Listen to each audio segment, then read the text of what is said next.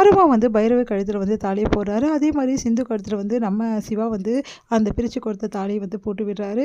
எல்லாருமே ஆசீர்வாதம் பண்ணுறாங்க. எல்லாருமே சந்தோஷமாக இருக்காங்க. ஆனால் இதெல்லாம் பார்த்து வந்து ஸ்னேகாக்கும் மகாவுக்கும் வயித்தெரிச்சலாக இருக்குது. பார்த்து பார்த்து டென்ஷன் ஆயிடுறாங்க.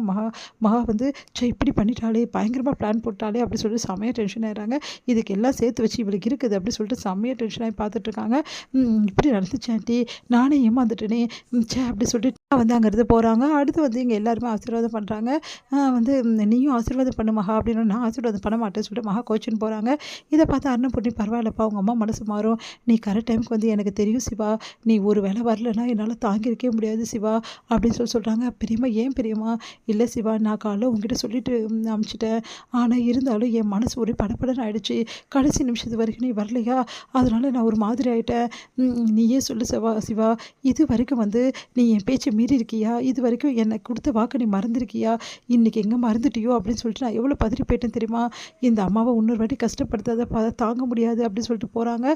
உடனே வந்து சிவா வந்து அப்படியே யோசிச்சுட்டு இருக்காரு. சிந்துவை பார்க்குற சிந்து வந்து அமைதியாக இருக்காங்க. அடுத்து வந்து இங்கே என்ன பண்ணுறாங்க, சிந்து வந்து எல்லாத்தையும் எடுத்து வச்சுட்ருக்காங்க. அவங்கக்கிட்ட அந்த தாலியும் வச்சு பார்த்துட்ருக்காங்க. இதெல்லாம் பார்த்து சிவா செமையாக டென்ஷன் ஆகி உள்ள ரூமுக்கு வராரு. என்ன நினச்சிட்டு இருக்கோம் மனசில், என் அம்மாவுக்கு உடம்பு சரியில்லைன்னு எப்படி சொல்லுவேன்? உனக்கெல்லாம் வந்து ஆண்டவன் அறிவியே கொடுக்கலையா?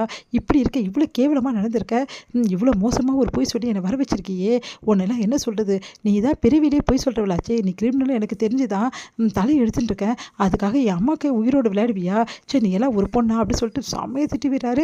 உன்னை பார்க்க எனக்கு அருவருப்பாக இருக்குது, உன் கூட பக்கத்தில் நின்னாவே எனக்கு அருவருப்பாக இருக்குது, எல்லாம் என் தலையை எடுத்து எங்கள் பெரியம்மாக்காக தான் பார்க்குறேன் அப்படின்னோடனே அப்படியே சேர்ந்து அமைதியாக இருந்துட்டு நிறுத்துறீங்களா அப்படின்றாங்க. அப்படியே சிவா பார்க்குறாரு. என்ன என்கிட்ட அப்படி பேசுறியா? பின்ன உங்ககிட்ட பேசலாமல் உங்கள் பெரியம்மா என்ன சொன்னாங்கன்னு கேட்டிங்கல்ல, நீங்கள் வரலன்னா அவங்க நிலைமை என்ன ஆகும்னு பார்த்தீங்களா? கொஞ்சம் பார்த்து யோசிச்சிங்களா? இங்கே பார், நீ என்ன சொன்னாலும் சரி, நீ பண்ணது எவ்வளோ பெரிய தப்பு தெரியுமா? என் அம்மாவுக்கு உடம்பு சரியில்லைன்னு சொல்லிட்டியே, நீ எல்லாம் ஒரு மனுஷியா? என் அம்மாவுக்கு ஏதாவது ஆகணும்னு சொல்லிட்டு ஒன்று நினச்சிட்டு இருக்கியா?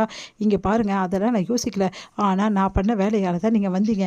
நீங்கள் வரலன்னா உங்கள் பெரியம்மா மனசு எப்படி கஷ்டப்பட்டுருக்குன்னு பார்த்தீங்களே. ஏன் பெரியம்மா மனசு கஷ்டப்படாமல் போகுது, அதை பற்றி உனக்கு என்ன கவலை? என் பெரியம்மா எப்படி பார்த்துக்கணும் எனக்கு தெரியும். இன்றைக்கி என் பெரியம்மா உன் பேச்சை கேட்டு ஆடுறாங்கன்னா அதுக்கு காரணம் நீ நல்லவ தான். அதே பெரியம்மா ஒரு நாள் நீ பண்ண தப்புக்கு எல்லாத்துக்கும் உன்னை வெளியே தள்ளுறாங்களா இல்லையான்னு மட்டும் பாரு அப்படின்னு. இங்கே பாருங்கள், நான் நல்லது தான் பண்ணியிருக்கேன் உங்களுக்கு.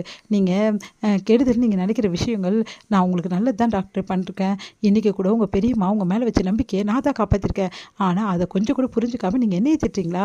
ஆனால் ஒரு விஷயம் வந்து பைரவி, நீ என்ன சொன்னாலும் சரி, ஆனால் நீ பண்ண விஷயத்துக்கு எல்லாத்துக்குமே உன்னை மன்னிக்க மாட்டேன். மேலும் மேலும் நீ தப்பாக அதிகப்படுத்தி தான் வர.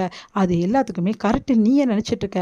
ஆனால் இது எல்லாமே தப்பு தான். நீ பண்ண வேலை எல்லாத்துக்கும் நீ நான் அனுபவிக்க வைப்பேன் அப்படி சொல்லிட்டு போகிறாரு. உடனே வந்து இங்கே பாரு டாக்டர், உன்னை யாருக்காகவும் நான் விட்டு தர மாட்டேன்.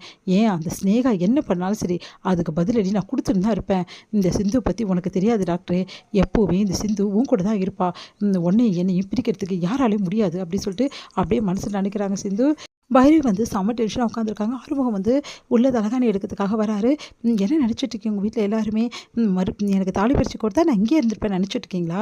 அதுக்காக தான் இந்த மாதிரி வேலையெல்லாம் பண்ணியிருக்கேன். இங்கே பார், நீ எது பேசினாலும் என் அம்மா கிட்டே பேசிக்கோ, அதை விட்டுட்டு தேவையில்லாமல் நான் வரும்போது போகும்போது என்கிட்ட பிரச்சனை பண்ணிட்டு வேலை வச்சுக்கிறேன், அவ்வளோதான் சொல்லிட்டேன். நானும் வந்ததுலேருந்து பார்த்துட்ருக்கேன், நீ எந்த விஷயம் நடந்தாலும் வீட்டில் நேராக என்கிட்ட வந்து சண்டை போட்டுட்ருக்க, என்ன நினச்சிட்ருக்கோம் மனசில் அப்படின்றாரு. இங்கே பாருங்கள், நீங்கள் மனசில் என்ன நினைக்கிறீங்க எனக்கு தெரியாதா?